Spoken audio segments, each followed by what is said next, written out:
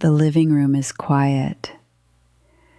Take a moment and look at that one armchair, the comfortable one you've had for years. Is it getting a little harder to stand up from? A little lower than it used to feel?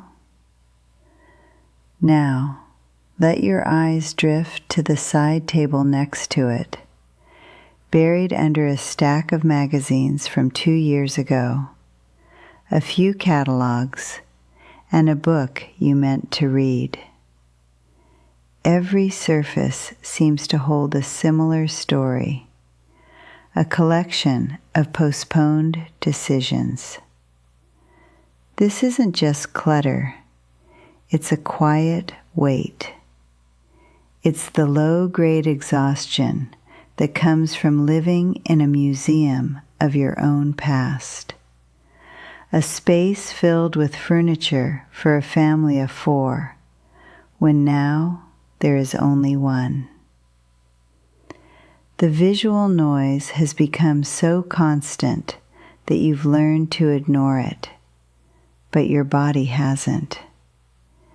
Your home, once a sanctuary, now feels like an obstacle course, and admitting it's become unmanageable feels like admitting a personal failure, a loss of capability you are not ready to concede. This is not a moment for overwhelm. It is a moment for a plan. We are not going to declutter your house. That phrase is too big, too vague, too exhausting. Instead, we are going to conduct a precise, strategic operation called the Independence Audit. This isn't about sentiment, it's about sovereignty. We will focus only on the living room and address just 14 specific, high-impact items. This is a checklist, not a life upheaval. For every object we consider, we will apply a simple, powerful rule, the next chapter test. The question is not, do I love this? Or, what if I need it? The only question is, does this object actively serve the safe, clear, and independent life I intend to live from this day forward? This is how you move from paralysis to power, not with a grand gesture, but with a single, focused audit that puts you firmly back in command. Let's begin the audit. We start not with something heavy, but with something that carries an invisible weight. Item number 1, the pile of old magazines and newspapers. Look at that stack on the coffee table or by your chair. It's not just paper. It is a physical manifestation of postponed tasks and mental clutter. Each one represents an unread article, an expired offer, a piece of information you thought you should know. They are open loops in your mind. Applying the next chapter test is simple here. Does a catalog from last spring serve the focused, present life you want to live now? Of course not. Ignoring them reinforces a subtle feeling of being perpetually behind. The micro-victory here is immediate and powerful. By placing that entire stack in the recycling bin, you are not just clearing a surface, you are closing dozens of mental tabs at once. You are making a declaration. I am in control of what deserves my attention today. It's a small action with a profound sense of release. Now, we address the elephants in the room. Item number 2, the excess or oversized furniture. That heavy, ornate coffee table that you have to carefully shuffle around. The second sofa that no one has sat on in years. The armchair that is so low it's a struggle to get out of. This furniture was for a different season of life, for a full house. Today, it is an obstacle. It restricts your movement and creates genuine safety hazards. The internal conflict is strong. Letting go of that family sofa can feel like letting go of the family itself. But the next chapter test is ruthless for a reason. Does this piece of furniture make your daily life safer and easier, or does it make it more difficult? The consequence of keeping it is a daily, low-grade risk to your mobility. The victory in removing it is immense. You aren't losing a piece of furniture. You are gaining freedom, space, and a clear path. You are engineering your environment for the person you are today. Next, we target the silent threats. Item number 3, unsecured rugs and tangled cords. These are perhaps the most critical items in our audit because they are direct threats to your independence. That small area rug that slides on the hardwood floor. The curled edge you always have to step over. The nest of electrical cords behind the television. These are not minor annoyances. They are the leading causes of falls in the home. A fall is the single event most likely to trigger the very loss of autonomy you are working so hard to prevent. Ignoring them is a gamble you cannot afford to take. The next chapter test asks, does this item contribute to a secure and stable environment? If the answer is no, it has to go. The micro-victory is one of profound reassurance. Securing a rug with double-sided tape or bundling cords takes less than an hour, but it is a direct, tangible action that says, I prioritize my safety. I am in command of this space. Finally, we approach the most emotionally charged category. Item number 4, the collections and display-only items. The shelf of decorative figurines, the cabinet of unused crystal, the dozens of framed photos crowding every surface. Each object was given with love or collected with joy, but now they represent a significant burden of dusting, cleaning, and maintenance. The internal conflict is the guilt.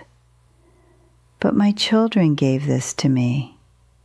It was a gift. To let go feels like a betrayal of the memory or the person.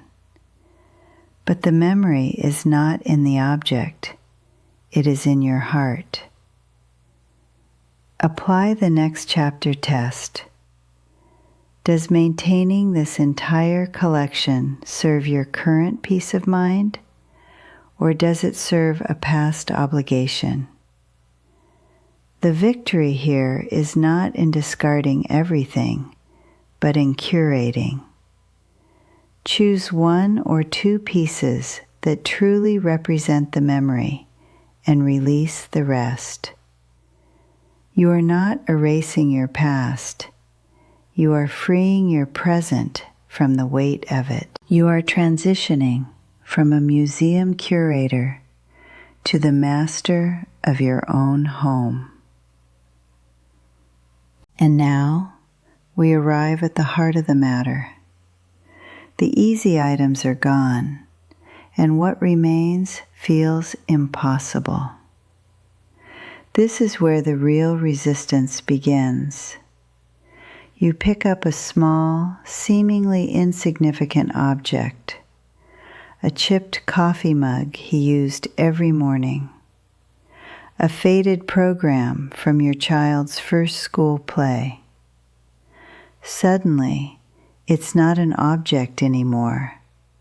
It's a direct line to a moment, a feeling, a person you miss with an ache that is still sharp.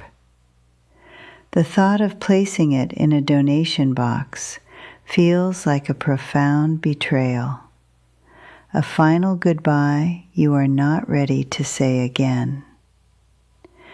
This is the reason the clutter accumulates.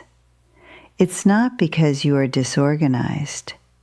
It's because your home has become a fortress against grief. Each object is a soldier standing guard against the silence, against the finality of loss. To let them go feels like you are willingly dismantling your own defenses, leaving yourself vulnerable to the full force of a memory you've worked so hard to contain. This is the moment to understand a critical truth. Your memory does not live in these things. Your love is not stored in a box.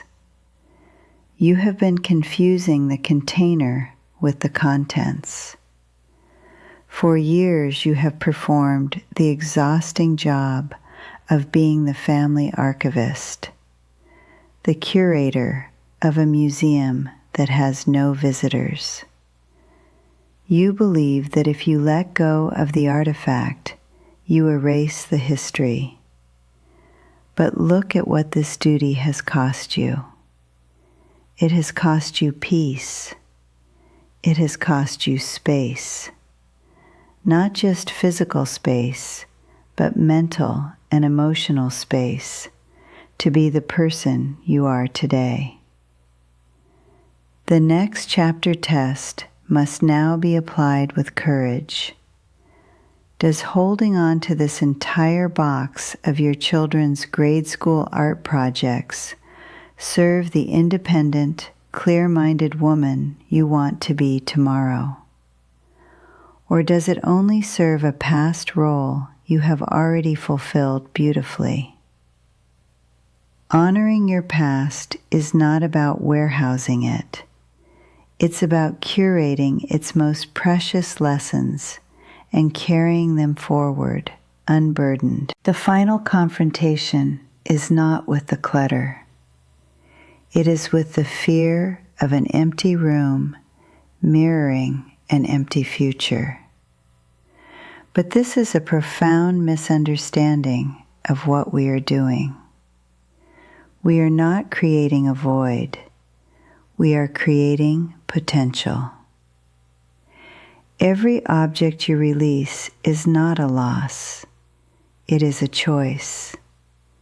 You are choosing your future over your past. You are choosing mobility over memory. You are choosing safety over sentiment. This is the ultimate act of self-advocacy. You are telling yourself and the world that your next chapter is more important than the archives of your last one. Letting go is not an erasure. It is a declaration of trust. Trust that you are more than your possessions. Trust that your life's value is etched in your heart, not scattered on your shelves. And trust that the space you are so bravely clearing is the very ground where your new, independent future will finally have room to grow. Look around the room now. The afternoon sun streams across an open floor, no longer blocked by furniture that served a different time. The quiet in the room is no longer a heavy silence filled with the visual noise of postponed decisions. It is a peaceful, resonant hum of potential. You can walk from your chair to the window without a single obstacle, and in that simple, unimpeded path, you feel a freedom you hadn't realized you'd lost. In this moment of clarity, you understand a profound truth. You have lost nothing of value. The love, the memories, the essence of a life well lived, they were never inside the chipped vase or the stack of old catalogs. They reside within you. You were not discarding your past. You were unburdening your present. Every choice made during this audit was a vote for yourself, a deliberate act of reclaiming your space, your energy, and your peace of mind. You have transitioned from the role of an archivist, dutifully guarding relics, to the architect of your own well-being. This is the true meaning of the Independence Audit. Your home is no longer a passive container for who you were. It is an active foundation for who you are about to become. The woman who hesitated, who felt the crushing weight of every sentimental object, has been replaced by a woman who understands her own value is not tied to her possessions. This clarity is your new armor. This space is your command center. It is a quiet, powerful declaration to yourself and to your family that you are not in a state of decline, but in a state of deliberate preparation. You have audited your surroundings, and in doing so, have affirmed your sovereignty. You have proven to the most important person, yourself, that you are in command, ready and able to make the clear-eyed decisions required for a safe and vibrant future. You are the curator of your next chapter, and the pages are beautifully, wonderfully blank. The quiet that settles in the room is different now. It is no longer the heavy silence of a space holding its breath, burdened by the weight of 1,000 postponed decisions. This is a new kind of quiet, a peaceful, resonant hum of potential. As the afternoon sun streams across an open floor, no longer blocked by furniture that served a different time, you feel an unfamiliar lightness. You can walk from your chair to the window without a single obstacle, and in that simple, unimpeded path, you experience a freedom you hadn't realized you'd lost. In this moment of profound clarity, you understand a fundamental truth. You have lost absolutely nothing of value. The love, the memories, the essence of a life well lived. They were never inside the chipped vase or the stack of old catalogs. They reside within you. You were not discarding your past. You were unburdening your present, making space for the person you are today. This transformation is not just physical. It is a fundamental shift in your very identity. The woman who hesitated, who felt the crushing weight of every sentimental object, has been replaced by a woman who understands her own value is not tied to her possessions. This newfound clarity is your armor.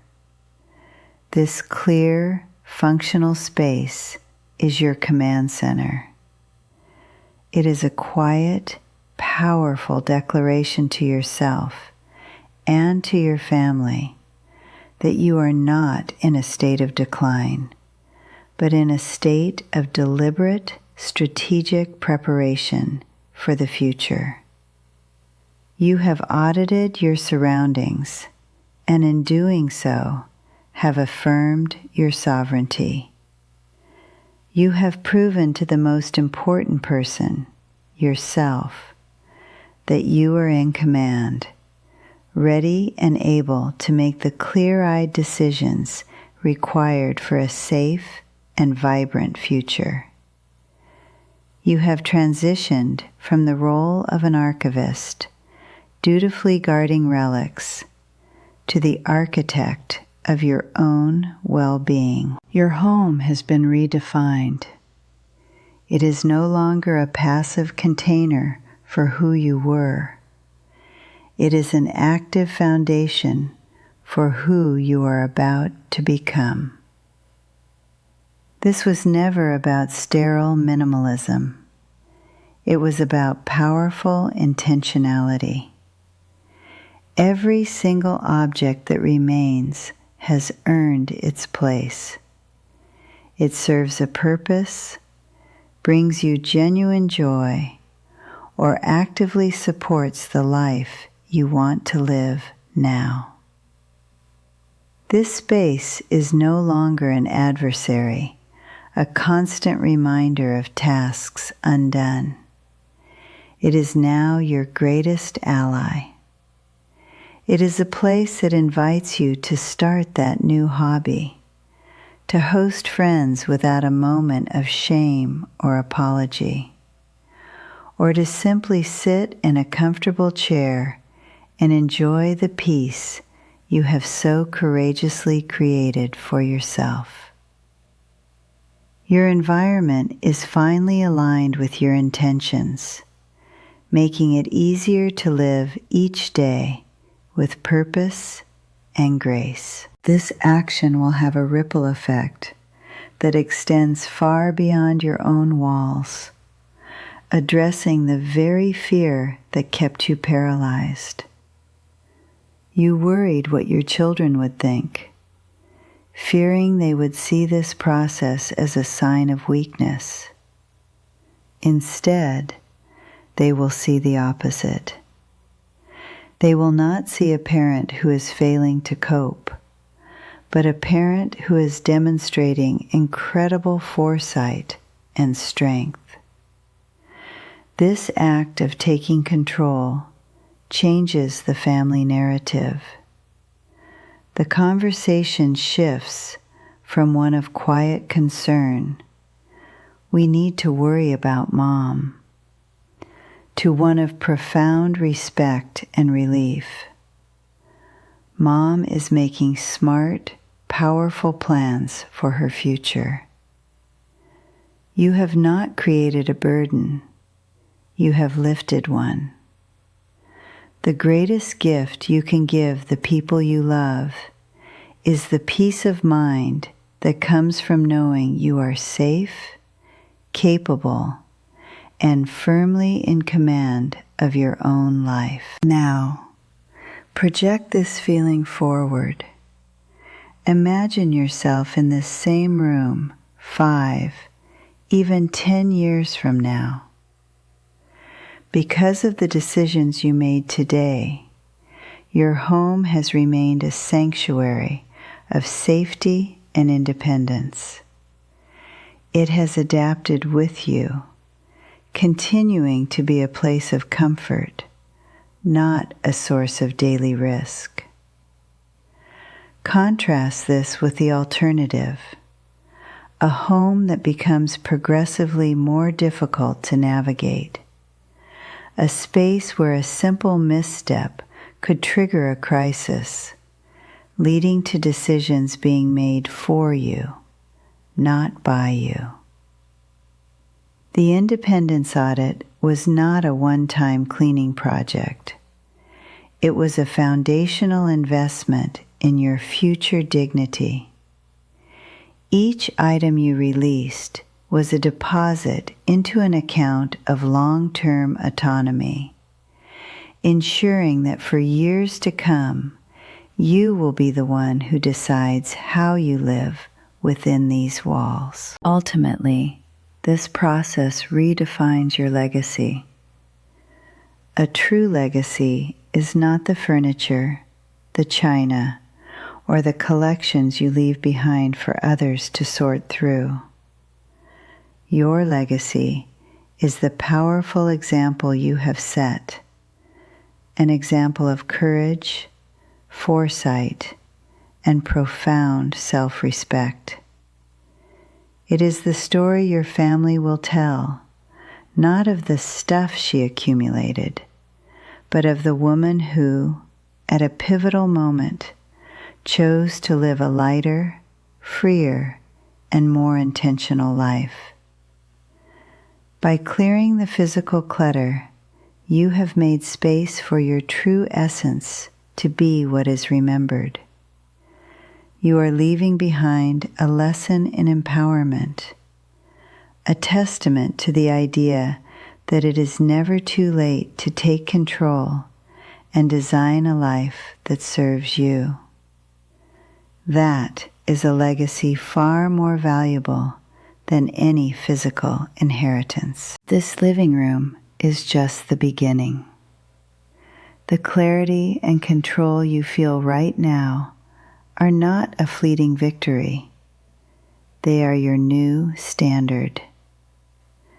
This mindset, the next chapter test, can be applied to every area of your life, clearing away not just physical objects, but old habits, obligations, and beliefs that no longer serve you. Look around this room one last time. It is not an ending. It is an opening. The door is open. The path is clear. And the future is not a source of anxiety, but a landscape of possibility. You have taken back the pen. You have the power right now to write the rest of your own story. And the pages ahead are beautifully, wonderfully blank.